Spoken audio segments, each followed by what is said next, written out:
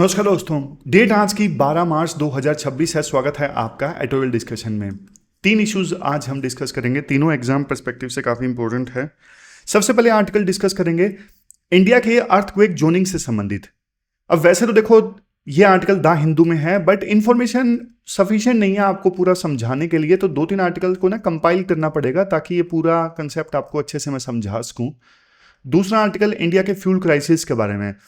अब देखो ईरान और इजराइल के बीच में युद्ध चल रहा है, यूएसए भी इजराइल के साथ है, लेकिन उसका असर अब इंडिया पे दिखना स्टार्ट हो गया है। कहीं कहीं एलपीजी गैस की दिक्कत की खबरें आनी स्टार्ट हो गई हैं। इसमें सरकार की भी गलती है। सरकार वैसे तो बोल रही है कि पेट्रोल और डीजल के दाम हम नहीं बढ़ने देंगे, लेकिन भाई जब इंटरनेशनल मार्केट में पेट्रोल और डीजल के दाम कम हुए थे तब भी तो आपने जनता को प्रॉफिट नहीं दिया था ना। तो अब तो ये बहुत ज़्यादा अनएथिकल हो जाएगा कि मार्केट में, इंटरनेशनल मार्केट में दाम बढ़े और वो आपने कंज्यूमर के ऊपर इंपोज कर दिए। तो इंडिया की एनर्जी सिक्योरिटी से संबंधित ये आर्टिकल हम डिस्कस करेंगे। फिर एक आर्टिकल देखो लोन वेवर से संबंधित है। किसानों को फायदा पहुंचाने के लिए जो लोन वेवर होता है ना, कर्ज माफी होता है, वो कितना सही डिसीजन है? किसानों का फायदा वास्तव में उससे होता भी है या फिर वो सिर्फ पॉलिटिशियंस अपनी राजनीति चमकाने के लिए इसका इस्तेमाल करते हैं? तो इंडियन एक्सप्रेस का आर्टिकल है, वो भी हम डिस्कस करेंगे। चलिए डिस्कशन स्टार्ट करते हैं। आज की हमारी डिस्कशन में फर्स्ट इंपोर्टेंट आर्टिकल देश के अलग अलग रीजन्स की ना अर्थक्वेक जोनिंग से संबंधित है। आप ना सिलेबस में जीएस पेपर 3 के डिजास्टर मैनेजमेंट टॉपिक से आर्टिकल को रिलेट कर सकते हो। देखो आर्टिकल स्टार्ट करने से पहले ना एक सिंपल क्वेश्चन मैं आपसे पूछता हूं। मान लो आपके पड़ोस के घर में, मान लो आपके एरिया में, मान लो भूकंप आ जाए आज रात 3 बजे। आप बोलोगे सर ऐसा क्यों बोल रहे हो? अरे समझने के लिए है।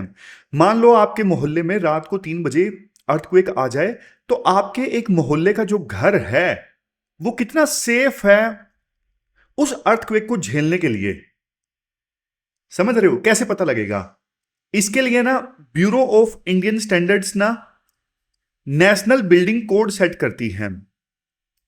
अब ये नेशनल बिल्डिंग कोड जो होता है वो पूरे देश के लिए सेम नहीं होता। अब जिस एरिया में भूकंप ज्यादा आने की संभावना है, ज्यादा जोर का भूकंप आने की संभावना है, मतलब ज्यादा इंटेंस भूकंप आने की संभावना है, वहां पे जो बिल्डिंग कोड होगा वो देखो ज्यादा स्ट्रिक्ट होगा। अब जहां पे भूकंप आने की संभावना कम है तो फिर वहां पे आप बहुत ज्यादा एक्स्ट्रा स्ट्रॉन्ग बिल्डिंग बना के क्या करोगे? समझ रहे हो? ये बेसिक पहले मैं आपको समझा रहा हूं, फिर आर्टिकल की तरफ आऊंगा। देखो हमारे देश में 59% जो एरिया है ना वो सिस्मिकली एक्टिव जोन में आता है। और अभी तो आपको पता है देश में तेजी से अर्बनाइजेशन हो रहा है, नए नए शहर बन रहे हैं, मेट्रोज आ रही हैं, हाईवेज बन रहे हैं, डैम्स बन रहे हैं। तो बल्कि देखो इतना ज्यादा कंस्ट्रक्शन होता है ना, तो फिर भूकंप की मार भी ज्यादा होती है जहां पे कंस्ट्रक्शन ज्यादा। एक फेमस कहावत है, अर्थक्वेक नहीं मारता।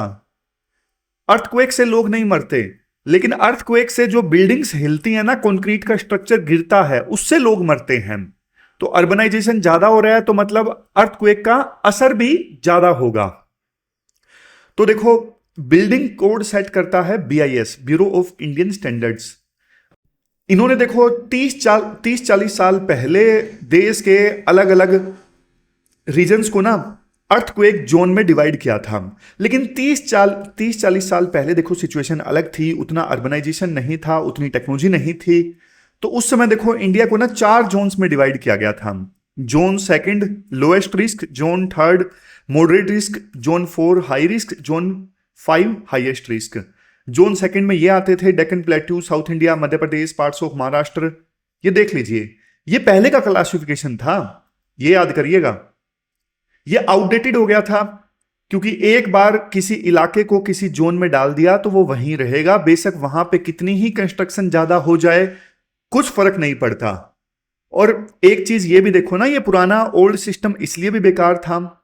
मान लो जोन 4 है, अब जोन 4 में देखो ऐसे भी इलाके होंगे जो चट्टानी होंगे, जो रोकी होंगे, और जोन 4 में देखो ऐसे भी इलाके होंगे जहां पे सॉफ्ट एलुवियल सोइल होगी।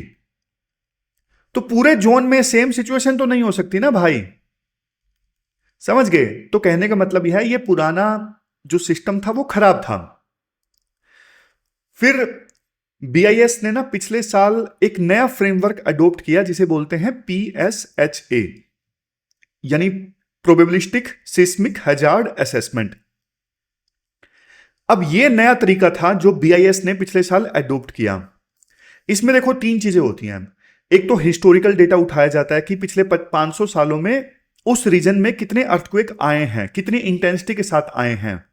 पहली चीज तो ये कंसीडर की जाती है इस नए मॉडल में प्रोबेबिलिस्टिक सिस्मिक हैजार्ड असेसमेंट। दूसरा फॉल्ट लाइन मैपिंग, यानी नीचे जो टेक्टोनिक प्लेट्स हैं वहां पे कितनी फॉल्ट लाइंस हैं, समझ गए। तीसरे नंबर पे प्रोबेबिलिटी कैलकुलेशन, मतलब फिर आप कंप्यूट करो कि अगले 50 सालों में इस इंटेंसिटी का भूकंप आने के कितने प्रोबेबल चांस हैं। तो ये तीन पैरामीटर्स के आधार पर यह नया फ्रेमवर्क काम करता था, प्रोबेबिलिस्टिक सिस्मिक हैजार्ड असेसमेंट। ये नया सिस्टम ये आमतौर पे देखो यूएसए, जापान, न्यूजीलैंड जैसी जो एडवांस्ड इकोनॉमीज है ना वहां पे फॉलो किया जाता है, समझ गए। आप यूं मान के चलो कि ये पुराना जो सिस्टम था ना, इसमें तो डॉक्टर देखो ऊपर ऊपर से देखता था और बोल देता था कि भाई तुम्हें कुछ नहीं है। लेकिन नया जो सिस्टम है ना, इसमें डॉक्टर बकायदा एमआरआई करवाता है, ब्लड सैंपल टेस्ट होता है और फिर जाके डॉक्टर बोलता है कि हाँ भाई अगले 50 सालों में तुम्हारे हड्डी के फ्रैक्चर होने के चांस सिर्फ 15% हैं। एक और चीज की, जब नया फ्रेमवर्क अडॉप्ट किया गया ना पिछले साल नवंबर में, मतलब प्रपोज किया गया बीआईएस के द्वारा, तो बीआईएस ने, ब्यूरो ऑफ इंडियन स्टैंडर्ड ने एक और चीज बोली कि अभी जो 4 जोन में हम पूरे भारत को क्लासिफाई करते हैं ना, एक जोन एक्स्ट्रा ऐड किया जाए, जोन 6th। ये देखो जोन 6th, ये नया जोन ऐड किया जाए जहां पर रिस्क एक्सट्रीमली हाई है। तो बीआईएस ने प्रपोज किया इन इलाकों को जोन 6 में डाला जाए, जैसे कश्मीर वैली है, उत्तराखंड है, हिमाचल है, गुजरात का कच्छ रीजन है, पूरा नॉर्थ ईस्ट है। ये सारा जो रीजन था बीआईएस ने प्रपोज किया है कि नया जोन ही बना दिया जाए, जोन 6, जहां पे अर्थक्वेक आने के रिस्क बहुत ही ज्यादा है। अब ये नया सिस्टम देखो बढ़िया था, जैसे मैंने आपको बताया। इसमें देखो ये प्रोबेबिलिस्टिक सिस्मिक हैजार्ड असेसमेंट होता था जो नई एडवांस्ड इकोनॉमीज में होता है। एक नया जोन भी ऐड करवा दिया गया। लेकिन ना अब क्या हुआ है, अब सरकार ने ना ये प्रपोजल जो था बीआईएस का, इसे रोल बैक कर लिया है। आप पूछोगे सर व्हाई? अभी तो आपने बताया कि नया जो सिस्टम प्रपोज किया था बीआईएस ने वो बढ़िया था, तो रोल बैक क्यों कर लिया? उसके देखो रीजन है। रोल बैक इसलिए कर लिया क्योंकि देखो एक जोन एक्स्ट्रा प्रपोज किया बीआईएस ने कि एक अलग से जोन बना दिया जाए, जोन 6। अब मान लो किसी इलाके को आप एक जोन से हटा के ऊपर वाले रिस्की जोन में डालते हो ना, तो फिर बिल्डिंग के जो कंस्ट्रक्शन नॉर्म्स है ना वो चेंज हो जाते हैं। जैसे मान लो मैं आपको एग्जांपल देता हूं। मान लो, पहले एग्जांपल है सिर्फ समझने के लिए है, कोई इलाका है धौलपुर वैसे बीजेपी के ऑफिस को बोलते हैं धौलपुर हाउस। धौलपुर कोई इलाका है, पहले वो जोन 2 में आता था, अब जोन 3 में आता है, यानी उसका एक जोन अपग्रेड हो गया। तो पहले जोन 2 में आता था ना, तो बिल्डिंग्स के जो नॉर्म्स थे वो कम स्ट्रिक्ट थे। अब थोड़े ज्यादा रिस्की जोन में आ गया धौलपुर, तो बिल्डिंग बनाने के जो नॉर्म्स है वो और स्ट्रिक्ट हो गए कि हाँ भाई नींव इतनी होनी चाहिए, दीवारें इतनी मोटी होनी चाहिए, यानी नॉर्म्स और स्ट्रिक्ट हो गए क्योंकि धौलपुर का जोन अब अपग्रेड हो गया। तो होता क्या है, जब भी किसी इलाके का जोन एक अपग्रेड होता है ना, तो कंस्ट्रक्शन की कॉस्ट 20% बढ़ जाती है। कंस्ट्रक्शन के और ज्यादा स्ट्रिक्ट नॉर्म्स फॉलो करने पड़ते हैं। अगर मान लो किसी इलाके के दो जोन वो ऊपर चला गया ना, तो कंस्ट्रक्शन की कॉस्ट बढ़ जाएगी बाय 1/3 यानी 33%।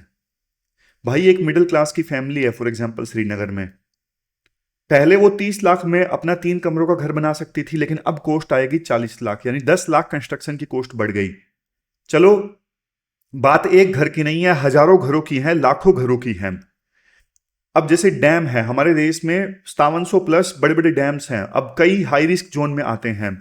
अगर इनका जोन अपग्रेड हो गया तो फिर और ज्यादा जो रिट्रोफिकेशन करना पड़ेगा, उन डैम्स का और ज्यादा मजबूत करना पड़ेगा। 1000 ऑफ करोड़ का खर्चा आएगा पर डैम। अब नए मेट्रो सिस्टम है, हाईवेज हैं, पावर प्लांट्स हैं, इनको अपग्रेड करने में भी बहुत ज्यादा खर्चा आएगा अगर जोन अपग्रेड हुआ तो। और हमारे देश में देखो 80% जो इंडियन होम्स है ना वो तो इनफॉर्मल सेक्टर के द्वारा बनाए जाते हैं। एक लोकल मिस्त्री अपनी गट फीलिंग से डिसाइड करता है कि घर कैसे बनाया जाए। गरीब घरों में थोड़ा ना आर्किटेक्ट वगैरह लगता है। तो अगर रूल्स एक्सपेंसिव हो जाते हैं तो फिर देखो गरीब घर तो ना उन रूल्स को बिल्कुल अवॉइड ही कर देंगे। अब मान लो ट्रैफिक चालान आपने 25,000 का कर दिया, तो लोग देखो उसे सीरियस ही नहीं लेंगे, क्योंकि एक लेवल से ज्यादा आप स्ट्रिक्टनेस करोगे ना तो वो गरीब आदमी के द्वारा फॉलो किया ही नहीं जा सकता। तो रूल्स ऐसे होने चाहिए, इतने प्रैक्टिकल होने चाहिए कि कम से कम लोग उन्हें फॉलो कर सकें। समझ गए? तो वही बात हो गई यहां पे।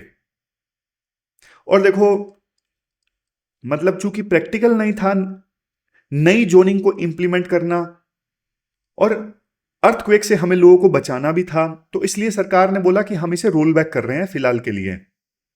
और एक आप ना पैराडॉक्स देखो, मान लो नई जोनिंग होती है, नई जोनिंग मान लो इंप्लीमेंट की जाती, एक जोन एक्स्ट्रा बढ़ाया जाता और जो मॉडल था PSHA से फॉलो किया जाता, तो देखो कंस्ट्रक्शन में ज्यादा स्टील यूज होता, कंस्ट्रक्शन में ज्यादा सीमेंट यूज होती। जबकि देखो स्टील और सीमेंट को बनाने में भी तो कार्बन एमिशन होता है ना। तो ये तो वही बात हो गई कि हम घर बनाने में ज्यादा स्टील और सीमेंट इस्तेमाल कर रहे हैं ताकि अर्थक्वेक से बचाया जा सके, लेकिन इस चक्कर में हम कार्बन ज्यादा एमिशन कर रहे हैं। समझ रहे हो? मतलब एक चीज को, अर्थक्वेक को बचाने के चक्कर में हम एमिशन ज्यादा कर रहे हैं, यानी क्लाइमेट चेंज ज्यादा कर रहे हैं। ये तो वो वाली बात हो गई, disaster resilience versus climate mitigation का भी यहां पे फैक्टर है। तो अलग अलग मिनिस्ट्रीज ने देखो ऑब्जेक्शन रेज किए। एक पॉइंट ये भी आया कि जो PSHA नया फ्रेमवर्क है ना, उसको अगर मैच किया जाए ग्राउंड टेस्टिंग से तो सेम रिजल्ट नहीं आ रहा है। नए फ्रेमवर्क में थोड़ा इनकंसिस्टेंसी है, ग्राउंड साइट इवेल्युएशन से वो मैच नहीं हो रहा है। तो अलग अलग मिनिस्ट्रीज ने बोला, जैसे मिनिस्ट्री ऑफ हाउसिंग अफेयर है, उन्होंने बोला कंस्ट्रक्शन की कॉस्ट बढ़ जाएगी। सेंट्रल वाटर कमीशन बोल रहा है हम डैम दोबारा से नहीं मजबूत कर पाएंगे। इंडस्ट्री लॉबी जो थी वो भी कह रही है कि कंस्ट्रक्शन की कॉस्ट बढ़ जाएगी, मत करो ऐसा। तो सरकार ने रोल बैक कर लिया। राइटर्स कुछ सॉल्यूशन देते हैं कि देखो फेस्ड इंप्लीमेंटेशन होना चाहिए। पहले सरकारी बिल्डिंग्स में ये नया जो नॉर्म्स हैं वो आप रोल बैक वहां पे इंप्लीमेंट करते, सरकारी बिल्डिंग्स में रोल बैक नहीं करना था, धीरे धीरे इंप्लीमेंट करना था। पहले सरकारी बिल्डिंग्स में करते, फिर प्राइवेट बिल्डिंग्स में। गरीब लोगों को दिक्कत आ रही है तो उनको सरकार सब्सिडी दे देती PM आवास योजना के तहत। और PSHA मॉडल को आइसोलेट मत फॉलो करो, उसे ग्राउंड साइट टेस्टिंग के साथ मिला के यूज करो। लास्ट में ग्रीन मटेरियल प्लस में इनफॉर्मल आउटरीच, ये जो कंस्ट्रक्शन में ना fly ash cement, bamboo RC, ये सब आप यूज करो। और इनफॉर्मल सेक्टर ज्यादा कंस्ट्रक्शन करता है ना, तो इनफॉर्मल सेक्टर के लिए यानी लोकल मिस्त्रियों के लिए लोकल भाषा में मैनुअल होना चाहिए कि बिल्डिंग को बनाने का नॉर्म क्या है। तो ये हमने पूरा आर्टिकल डिस्कस किया। चलते हैं आगे। इसके बाद नेक्स्ट आर्टिकल देखो, इंडिया में ना फार्म लोन वेवर्स से संबंधित है। आप ना सिलेबस में GS पेपर 3 के इस टॉपिक से आर्टिकल को रिलेट कर सकते हो। सबसे पहले फार्म लोन वेवर का मतलब क्या होता है? मुझे आप एक बात बताओ, एक किसान जो है वो लोन क्यों लेता है? जाहिर तौर पे सीड्स परचेज करने के लिए, फर्टिलाइजर परचेज करने के लिए, फार्मिंग से संबंधित जो इक्विपमेंट्स हैं उनको परचेज करने के लिए, इन सब के लिए किसान लोन लेता है। लेकिन किसान ने लोन ले लिया खेती के लिए, अब इसमें देखो दो रिस्क इन्वॉल्व होते हैं, एक नेचर का रिस्क और दूसरा मार्केट का रिस्क। नेचर का रिस्क मतलब जैसे देखो बाढ़ आ गई या फिर सूखा आ गया, फसल बर्बाद, जो लोन लिया था किसान ने वो वापस कैसे करेगा। दूसरा मार्केट रिस्क, मार्केट रिस्क मतलब सब कुछ सही रहा, नेचर ने तंग नहीं किया, बट मार्केट में उचित दाम नहीं मिले फसल के, तो भी देखो किसान ने जो लोन लिया वो वापस कैसे चुकाएगा। तो ये दो तरह के रिस्क होते हैं जब किसान लोन लेता है। फिर कई बार क्या होता है, जब किसान अपना लोन पे नहीं कर पाता ना, वापस नहीं दे पाता क्रॉप फेलियर के कारण या फिर प्राइस क्रैश के कारण, तो वो बहुत ज्यादा फाइनेंशियल डिस्ट्रेस में आ जाते हैं, फाइनेंशियल क्राइसिस फेस करते हैं। तो सरकार कहती है किसानों को कि भाई कोई बात नहीं, आपका लोन हम माफ करते हैं, आपको जो लोन बैंक को चुकाना था ना आपकी तरफ से, हम वो लोन जो है वो बैंकों को चुका देंगे। ये है लोन वेवर यानी कर्ज माफी। कर्ज माफी में सरकार बैंकों को किसान का लोन चुका देती है। अभी महाराष्ट्र ने क्या किया, महाराष्ट्र ने ना 35,000 करोड़ की एक लोन वेवर स्कीम अनाउंस की।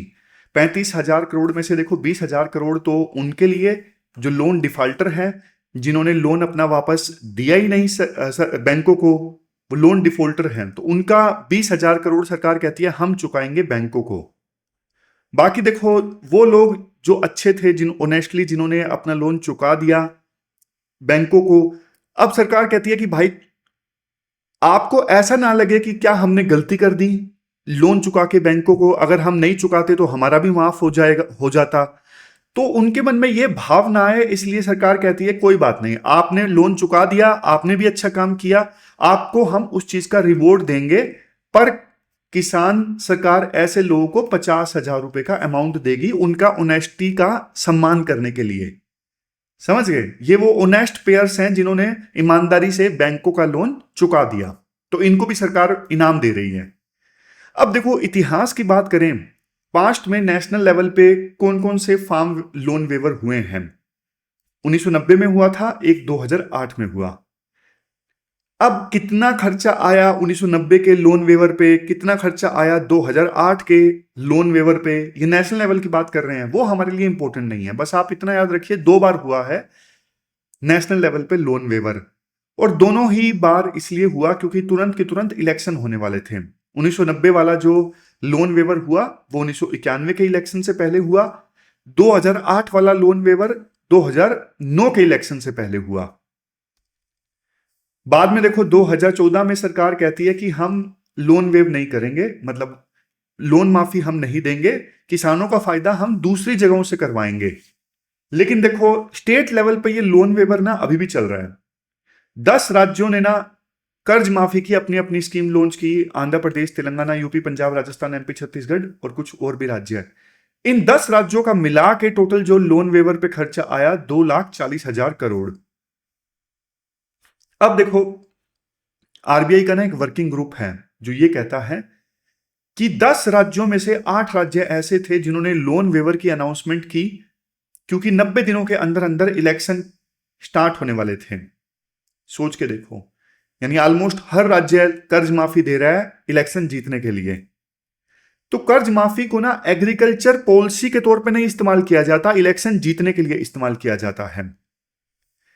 बट इसका ना उस राज्य की इकोनॉमी पे बहुत बुरा प्रभाव पड़ता है। अब कुछ राज्य देखो ऐसे हैं, आंध्र प्रदेश, तमिलनाडु, यहां पे तो फिर भी लोन वेवर मैनेजेबल है क्योंकि उनकी जीडीपी बहुत बड़ी है। लेकिन मध्य प्रदेश जैसे राज्यों में ना लोन वेवर दिया गया और वो मध्य प्रदेश की जीडीपी का ऑलमोस्ट 4.5% था। तो सोच के देखो फिस्कल सिचुएशन कितनी ज्यादा खराब हुई होगी मध्य प्रदेश की। और देखो लोन माफी में ना सबसे बड़ी दिक्कत जानते हो क्या है? Moral hazard. मोरल हजार्ड क्या? मान लो राम ने अपनी ईएमआई एग्रीकल्चर लोन की ऑनेस्टी से दी, श्याम ने नहीं दी, श्याम ने नहीं दी। उसे लगा कि यार सरकारें बाद में माफ कर देती हैं, क्या ही फायदा, नहीं देते हैं। और बाद में सरकार ने किया भी एग्जैक्टली वैसा ही, कर्ज माफी दे दी। तो राम को तो अफसोस होगा ना, उसे लगेगा यार श्याम ही सही था सोच में, मैं तो लल्लू बन गया, मुझे देनी नहीं चाहिए थी ईएमआई। तो ये मोरल हजार्ड है। सरकार जब लोन माफी कर देती है ना, तो फ्यूचर में फिर 2 चीजें होंगी। एक तो देखो एनपीए बढ़ेगा, एनपीए मतलब नॉन परफॉर्मिंग एसेट बढ़ेगा। जो पहले ऑनेस्ट फार्मर थे ना वो भी अपना लोन नहीं चुकाएंगे, क्योंकि उन्होंने देख लिया कि सरकार तो बाद में कर्ज माफी दे देती है, हम क्यों चुकाएंगे, हमें बाद में माफी मिल जाएगी, छोड़ो। एक तो ये है। दूसरा फिर देखो जब एनपीए बढ़ता है तो बैंक जो है वो फिर किसानों को लोन देने से भी मना कर देते हैं, वो देते ही नहीं। उन्हें पता है कि यार किसान चुकाते चुकाते तो है नहीं लोन, इसलिए मत दो। यानी पूरा क्रेडिट कल्चर जो है वही बर्बाद हो जाता है लोन माफी से। बट फिर भी सरकारें करती हैं, वो इसलिए करती हैं कि उनके दिमाग में होता है सिर्फ और सिर्फ इलेक्शन जीतना। किसानों का भला देखो बहुत जरूरी है। हमारे देश में आज भी 50% के आसपास लोग जो हैं एग्रीकल्चर पर डिपेंडेंट है, तो किसानों का भला तो होना चाहिए, लेकिन दूसरे तरीकों से। ये लोन माफी वाला तरीका सही नहीं है। और रघुराम राजन जो फॉर्मर आरबीआई गवर्नर है, उन्होंने तो ये बोला था कि भाई लोन माफी का फायदा गरीब किसानों तक पहुंचता ही नहीं है, बीच में मिडिल मैन कई बार खा जाता है और अमीर किसान ही इसका फायदा उठा पाते हैं। उर्जित पटेल ने ये बोला था, ये लोन माफी ऑनेस्ट क्रेडिट कल्चर को बर्बाद कर देती है रूरल इंडिया में। मजबूरी में फिर किसानों को बैंकों से लोन नहीं मिलता क्योंकि एनपीए बड़ा होता है, तो वो साहूकारों से लोन लेते हैं, ज़्यादा इंटरेस्ट रेट पे लोन मिलता है, तो लॉन्ग टर्म में किसानों को डैमेज ही होता है। मतलब समझ गए। फिर कुछ सजेशंस दिए जाते हैं, ये कुछ सजेशंस हैं। देखो, लोन माफी से अच्छा तो पीएम किसान मॉडल है, जिसमें 6,000 रुपए दिए जाते हैं ना किसान को। ये अमाउंट बढ़ाया जा सकता है उस एरिया में। कम से कम पीएम किसान मॉडल में डायरेक्टली पैसा किसान के खाते में तो जाता है बिना मिडलमैन के, और किसान अपनी मर्जी से उस पैसे का इस्तेमाल कर सकता है जिसके लिए भी वो करना चाहता है।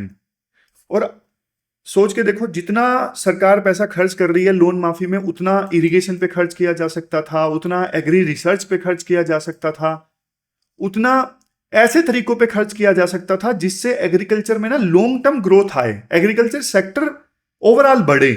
लेकिन वो नहीं हो पाता, क्यों? क्योंकि कर्ज माफी में वो पैसा चला गया। तो सरकार को ना लॉन्ग टर्म में पैसा खर्च करना चाहिए ताकि किसानी को ना प्रॉफिटेबल बनाया जा सके। ऐसा नहीं कि बार बार लोन माफी की जरूरत पड़े। आप स्ट्रक्चर ठीक करो कि क्यों किसानी जो है, क्यों खेती जो है एक फायदे का सौदा नहीं है। आप स्ट्रक्चर ठीक करो, रूट काजेज को एड्रेस करो, उसके लिए आप पैसा यूज करो। तो ये पूरा आर्टिकल हमने डिस्कस किया। चलते हैं आगे। इसके बाद नेक्स्ट आर्टिकल देखो, इंडिया की ना एनर्जी सिक्योरिटी से संबंधित है। आपने सिलेबस में जीएस पेपर 3 के इस टॉपिक से, इंटरनल सिक्योरिटी से भी और एनर्जी वाला टॉपिक जो टॉपिक है वहां से भी आर्टिकल को रिलेट कर सकते हो।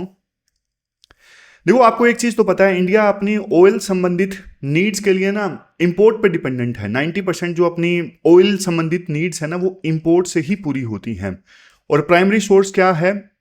Waste Asia.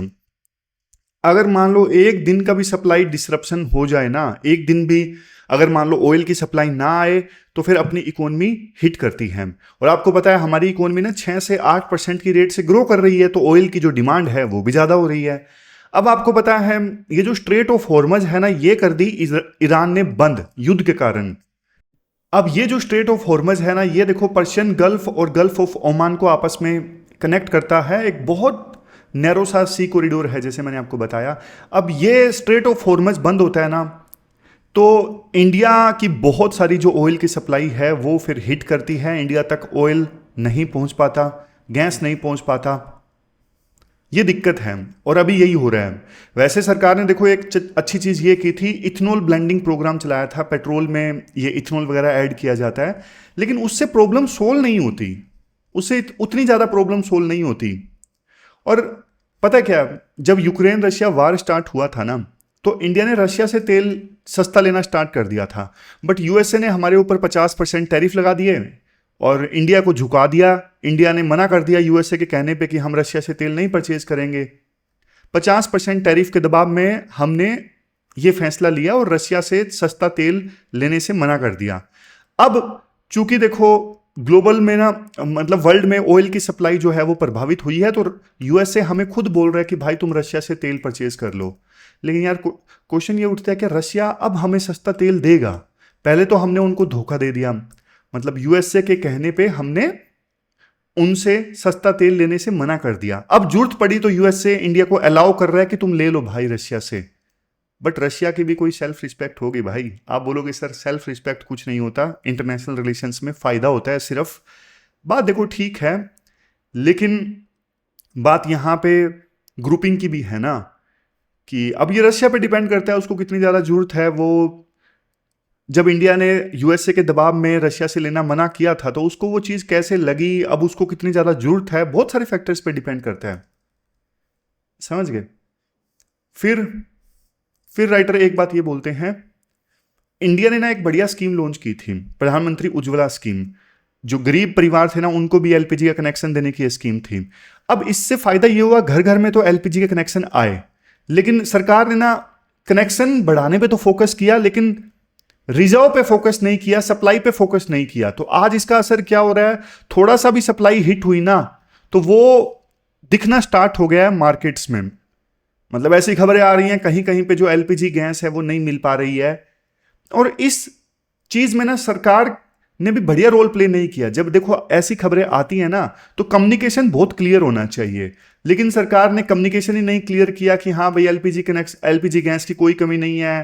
क्योंकि देखो थोड़ा सा भी अगर भ्रांतियां फैलती हैं, अफवाहें फैलती हैं ना कि देश में तेल खत्म होने वाला है, गैस खत्म होने वाली है, तो लोग ना होर्डिंग स्टार्ट कर देते हैं, जमाखोरी स्टार्ट कर देते हैं। तो उस सिचुएशन में ना सरकार का क्लियर कट कम्युनिकेशन होना चाहिए, बट सरकार ने इस चीज में ना बहुत देरी कर दी। सरकार ने क्लियर कट बताया ही नहीं भाई क्या सिचुएशन है, आपको बताना चाहिए था। समझ गए? ये देखो ऑफ रिकॉर्ड ब्रीफिंग सरकार ने की। हाँ भाई, पत्रकारों को चुपके से फोन पे बता दिया, सोशल मीडिया से खबरें आ रही हैं। बाद में सरकार ने एक प्रेस कॉन्फ्रेंस आयोजित की, लेकिन वो बहुत ज़्यादा लेट थी। समझ गए? तो कुल मिला के देखो, यहां पे भी ना मिसकम्युनिकेशन रहा, सरकार ने इफेक्टिवली रिएक्ट नहीं किया।